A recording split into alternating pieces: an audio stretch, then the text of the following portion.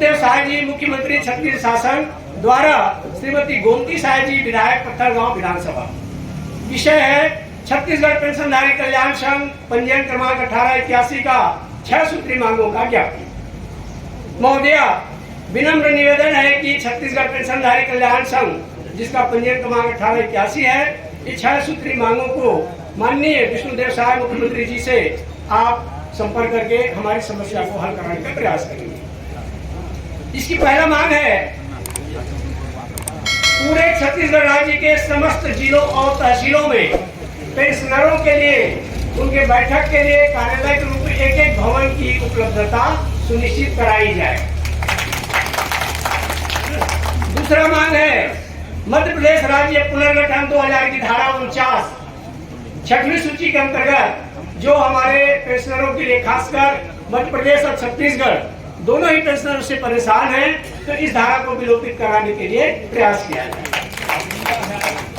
तीसरा हमारा जो प्रमुख मांग है, हमको 80 साल की उम्र के बाद हमारे पेंशन में 20% अतिरिक्त पेंशन दिया जाता है, उस पर हम संशोधन कराते हुए ये मांग करते हैं कि हमारे पेंशनर बहुत से पेंशनर 80 साल तक हमारे बीच नहीं रह पाते हैं, इसलिए 65 साल में 5%, 70 साल में और 5%, इस तरह 10%, 75 साल की उम्र में 15% और 80 साल होता है तो 20% तो सरकार देती ही है। उसे 5% का लाभ दिया जाए ताकि जो पेंशनर जिस अवस्था तक रहे उसे उस प्रतिशत का लाभ मिल सके। हमारे बुजुर्ग पेंशनर विभिन्न प्रकार की बीमारियों से ग्रसित होते हैं। कोई बीपी से ग्रसित है, कोई शुगर से ग्रसित है, कोई कमर दर्द से ग्रसित है, कोई घुटने के दर्द से ग्रसित, इस तरह से कई प्रकार की बीमारियां बुढ़ापा में घेर लेती है। तो हम शासन से मांग करते हैं कि 1000 रुपया प्रति माह, कम से कम 1000 रुपया हमारे मूल पेंशन के साथ में जोड़ करके मेडिकल भत्ता के रूप में दिया जाए। एक प्रमुख मांग हमारा और है, कोरोना काल के पहले सभी पेंशनरों को, सभी वरिष्ठ नागरिकों को रेलवे की यात्रा में महिलाओं को 50% और पुरुषों को 40% का छूट दिया जाता था, जिसका लाभ वरिष्ठ नागरिक और पेंशनर उठाते थे। लेकिन कोरोना काल में इसे बंद कर दिया गया है। अब कोरोना काल खत्म हुए 2 साल हो गया। हम शासन को पुनः मांग करते हैं कि ये 50% और 40% की छूट न सिर्फ रेलवे में बल्कि बस किराया में भी हमको छूट दिलाया जाए। अंतिम हमारा मांग है, केंद्र सरकार ने 4% महंगाई भत्ता अपने कर्मचारियों और पेंशनरों को जुलाई 23 से दे दिया है, जिससे हमारा छत्तीसगढ़ का कर्मचारी वर्ग और पेंशनर वर्ग अभी तक वंचित है। चुनाव के पहले 4% सरकार ने घोषणा किया था केंद्र सरकार ने, उसके अनुरूप हमारा राज्य सरकार भी देना तो चाहा और उसकी अनुमति के लिए निर्वाचन आयोग को भेजा भी गया और समय रहते निर्वाचन आयोग ने 4% देने की सहमति भी दे दी, लेकिन तत्कालीन सरकार ने इस पर कोई ध्यान नहीं दिया।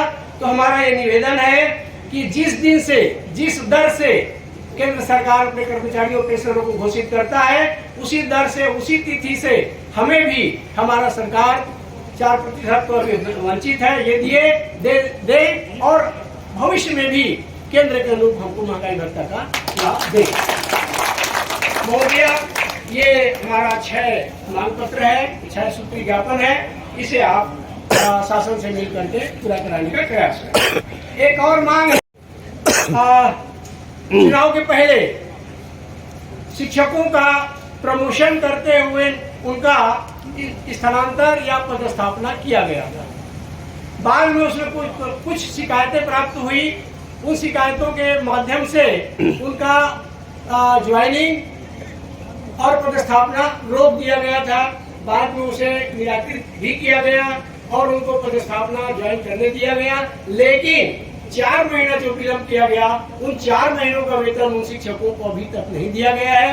मैं निवेदन करता हूं कि शासन से मिल करके उन शिक्षकों को 4 महीने का वेतन दिलाया जाए और उनकी सेवा को नियमित कराया जाए। ये हमारा ज्ञापन है, हम कांति निकाय की ओर से आपको ससम्मान सौंपते हैं। एक मिनट। ये कर्मचारी हितैषी कर्मचारी हितों की बात है, जो हमारे प्रांतीय अध्यक्ष महोदय, प्रांतीय पदाधिकारीगण और हमारे वरिष्ठ साथी लोग इनको सौंप रहे हैं, इस आशा के साथ कि जो पुरानी बातें थी उन बातों को भी ध्यान में रखते हुए मांगों को रखते महोदय हुए आप देख सकते हैं हमारे प्रांताध्यक्ष राज्य शासन के अधिकार के क्षेत्र की बात है। केंद्र के समान 4% भी भत्ता दिलवाने में सौंपते हुए इस निवेदन के साथ माननीय प्रांताध्यक्ष महोदय जी आज के मुख्य अतिथि स्थानीय विधायक श्रीमती गोमती साई को ज्ञापन सौंप रहे हैं। जी हाँ, सौंपा गया इस समय ज्ञापन।